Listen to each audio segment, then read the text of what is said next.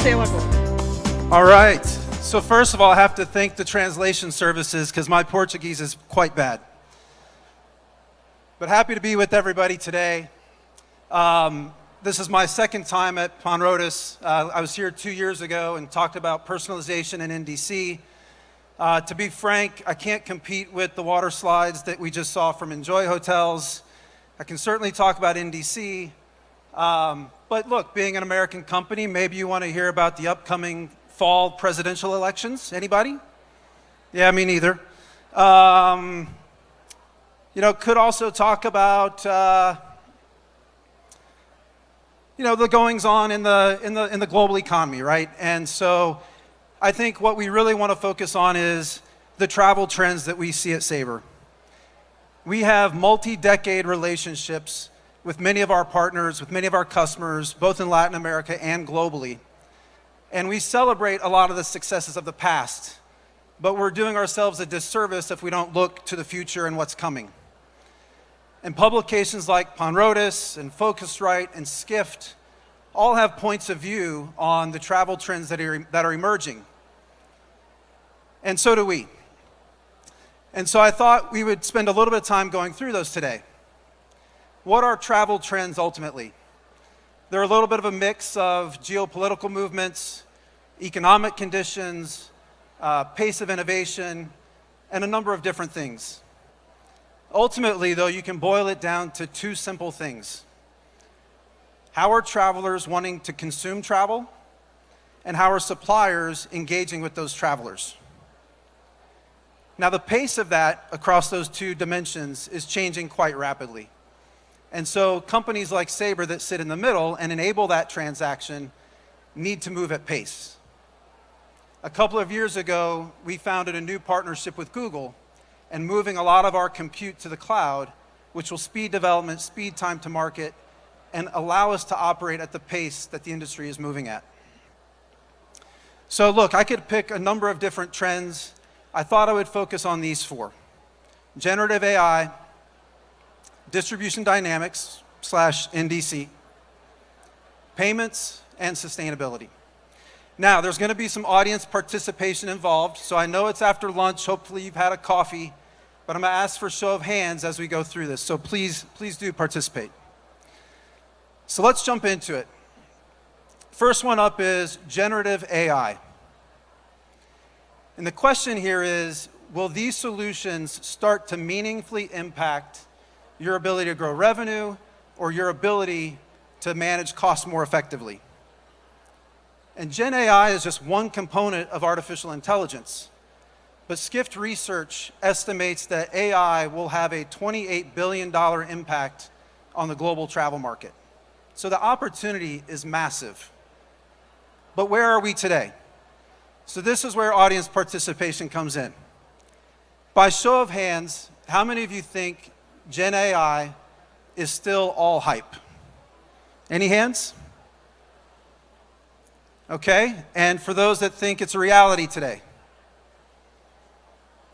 I would say overwhelming majority in the camp of reality. And we tend to agree. This is happening at real pace now, and the evolution of technology is happening faster and faster.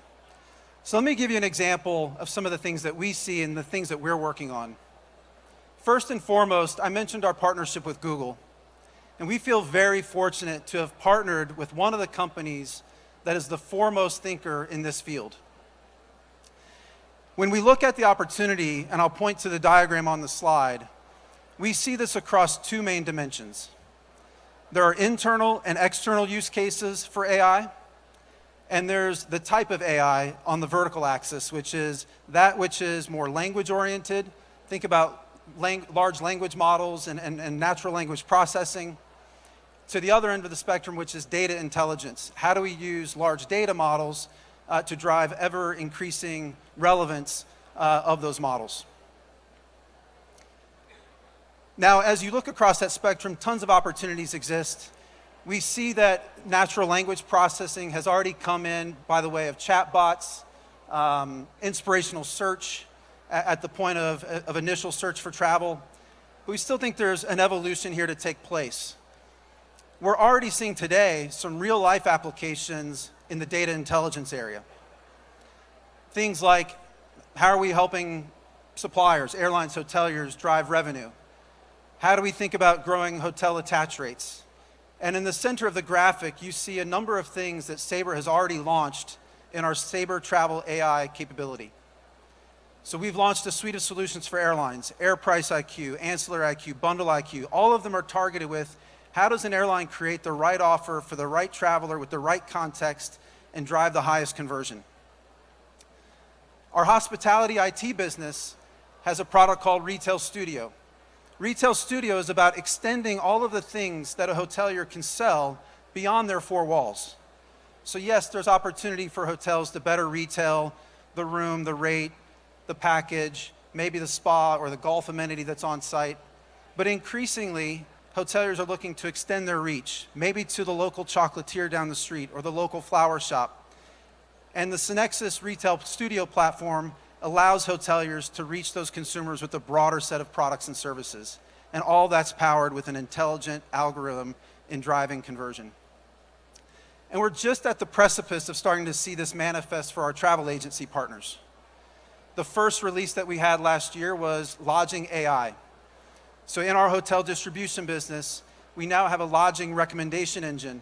So if you have an Air P&R that has yet to attach a hotel, how do you intelligently recommend that hotel, understanding the context of the traveler, the context of the journey, the traveler preferences, the corporate policy, and make sure that that traveler is presented with the most relevant offer and with a propensity to book. So a lot happening in this area. Already very proud of the evolution that we've driven to date, but I think the pace here will ever increase. Let's go to the next travel trend. Distribution dynamics and NDC, the three-letter word. So this is something that I talked about 2 years ago. And I talked about it in the context of driving a different retailing or a different personalization experience. The reality is that promise has yet to come true. We sit here today with roughly 1% of all of the indirect channel bookings transacting through NDC technology. Now the opportunity is still massive, and we think there's more room to grow. But I want to survey the audience. So in 2024, do we think NDC can really grow at scale and be meaningful? Hype? Anybody for hype? All right, a few. Reality? Certainly in this market, it's a reality, right? And it's a reality in this market, and it will become an increasing reality globally. So this is an area that we're leaning into. From the start, our NDC program was about bringing all the constituents of the marketplace together. Airlines, agencies, online booking tools, other third-party developers, corporate buyers.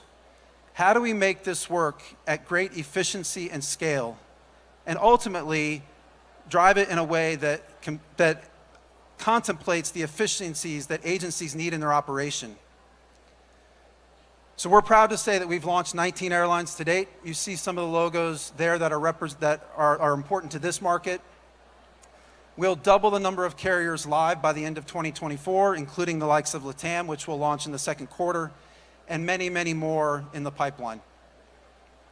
Now, I talked about today the level of NDC transactions in the indirect market being single-digit percentage.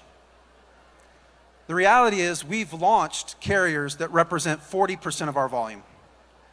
And by the end of 2024, we'll have carriers that represent 70% of our volume with live NDC connectivity. The challenge really comes in adoption.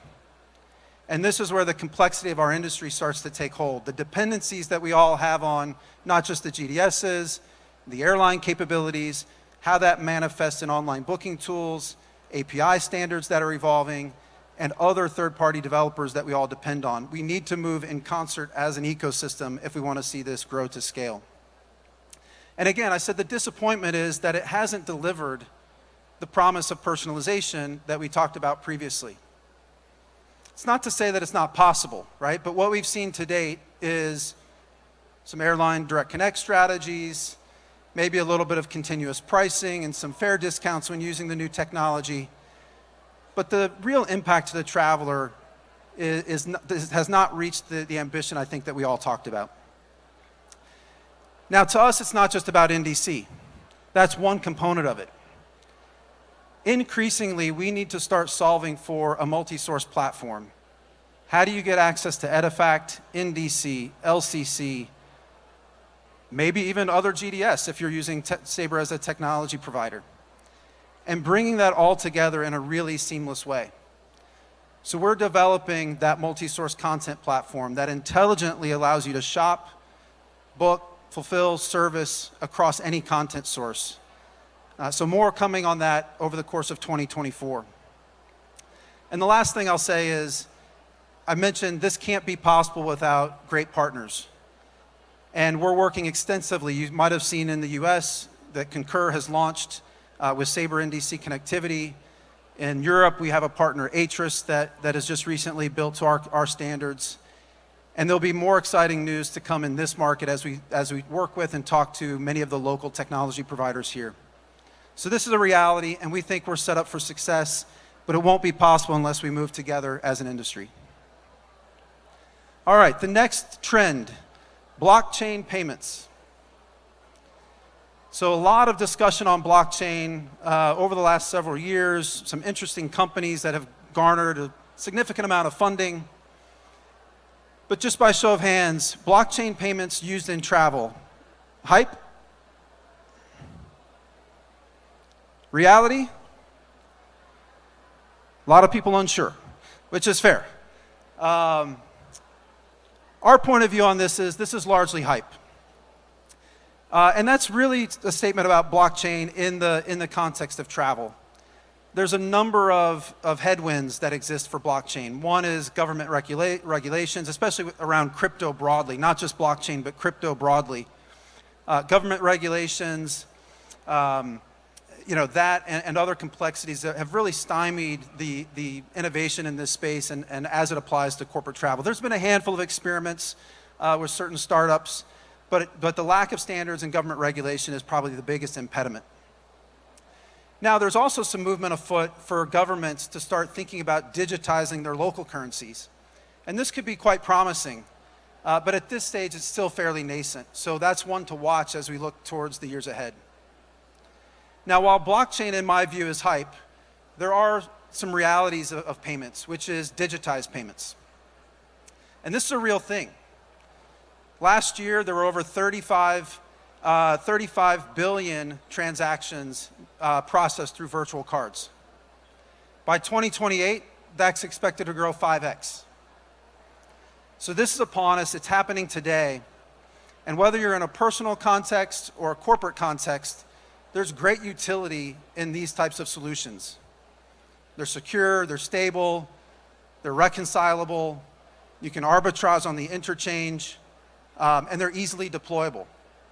Just a handful of the benefits that we see. 2 years ago, we invested in Confirma, which is a large payment processor in the virtual card space, and then subsequently announced a MasterCard partnership. We view this business as being quite analogous to the GDS. Confirma operates effectively a payment gateway, connecting financial institutions and their card products with the payment processors, with agencies and folks that are making travel payments. And how do you deploy the best card product for the given transaction, optimizing your economics? So this is upon us. And in Latin America, we're just launching our payment process and payment go-to-market strategies. So you'll see us being much more visible in this market in the year ahead. We have a number of banks we've already launched with, more in the pipeline, and you'll hear more from our payments team in the coming months. Moving on to the next trend, sustainability. So this is one that crosses both your own personal choices in sustainability and ESG initiatives, as well as what's happening in the corporate landscape. So show of hands for hype. And those for reality. Overwhelming majority in reality. And we agree. We agree it's reality today, but we also know that it's moving more slowly.